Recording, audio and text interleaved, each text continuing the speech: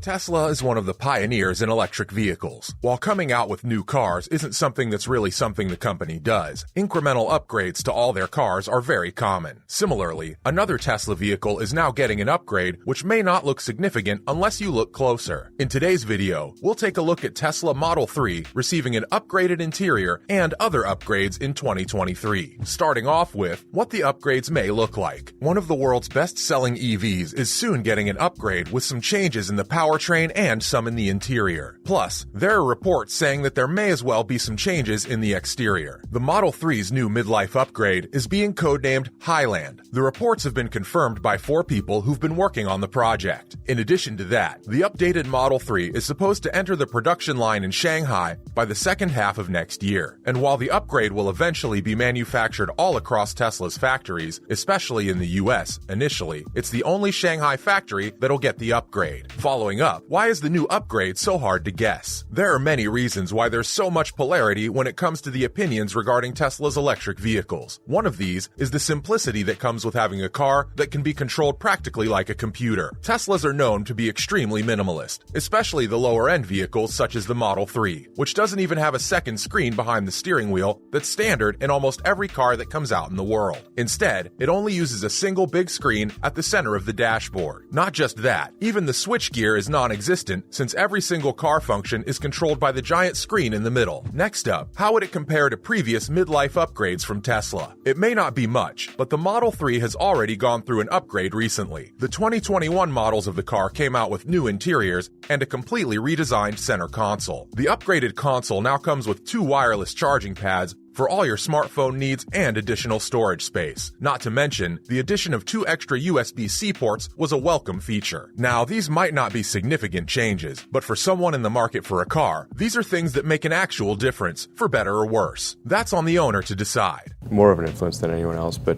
it is a big team effort from a lot of talented people.